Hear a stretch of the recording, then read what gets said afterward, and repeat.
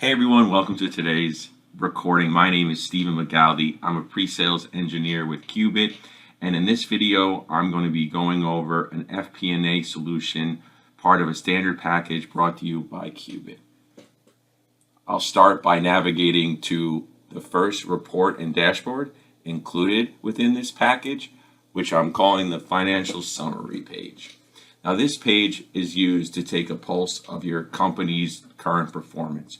You can load your company's financials into this page and interact with the data in various ways. You can build cards and graphs to look at actual versus budgets trends or revenues versus operating expenses. You can look at your prior year income statement or set up a variance card looking at the variance between actual and budget, and you can leverage the conditional formatting capabilities within the platform to alert you of acceptable or unacceptable variances. With any report and dashboard in Anaplan, you want to take your selectors into account, and your selectors are these white boxes in the top right of the screen. These selectors drive all of the cards on any report and dashboard. Here we have a structure, organization structure broken out by location and region, but this can be set up as cost center or division, whatever your corp hierarchy needs may be.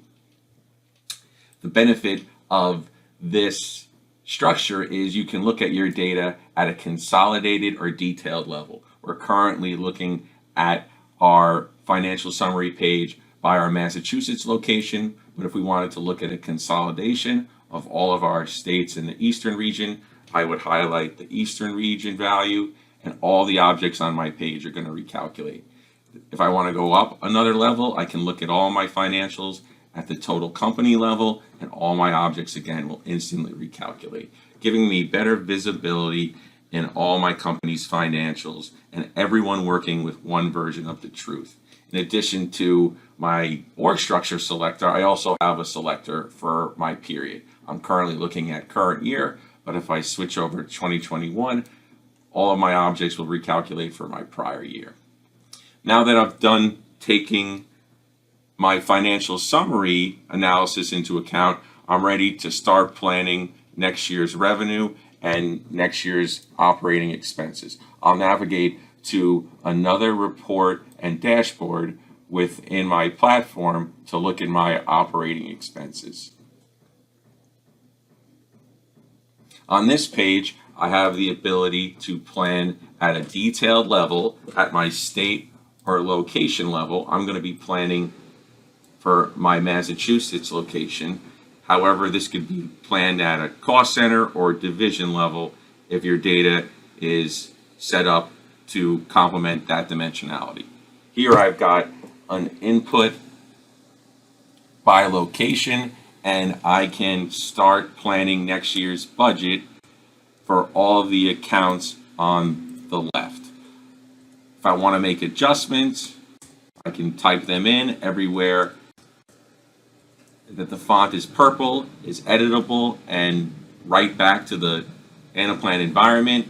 I can use some of the shortcuts to copy these values across or down, depending on how I want to populate this. And I can leverage the notification capability within Anaplan to alert me of acceptable or unacceptable variances between senior leadership's budget and my bottom-up budget.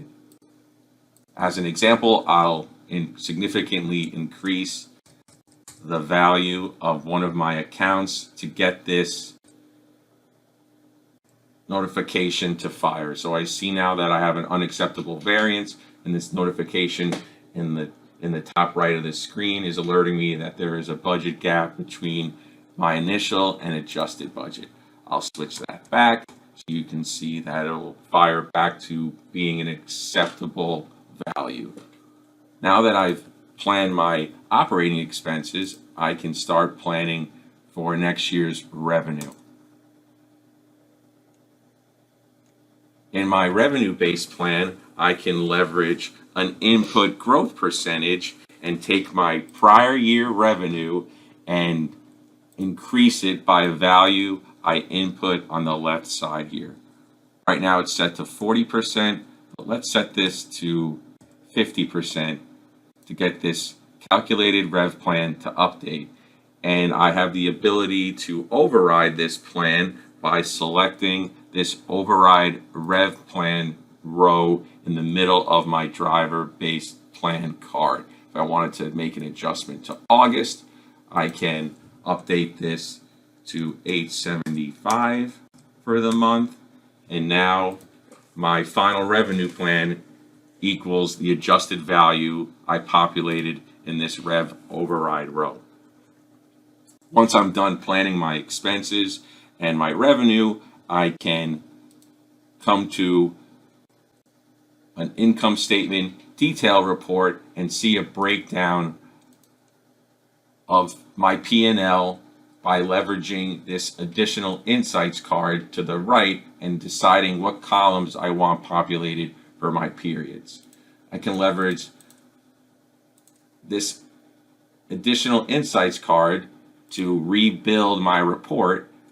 If I want to look at all my data by the 3 years available within my model, I can highlight them all here, hit refresh, and my report will recalculate. If I wanted to look at my data by quarters instead, I would click the quarter buttons here and hit refresh. Now I've built my P&L for the current year quarters and my plan year quarters. Once I'm done doing analysis of my P&L by quarter or month or year, I can come over to the last report and dashboard included in this package to do some analysis against my versions. If I wanted, I can use a pick list to decide what versions I want to compare. I can take my current year budget, my plan year budget, and compare that against my current year budget. My version metrics comparison will help me do analysis of all the metrics available in this account hierarchy. And once I'm done doing analysis at the account level, I can drill down and do analysis by period in my comparison by period card and by location. This concludes everything that I wanted to show in today's package. Thank you for watching.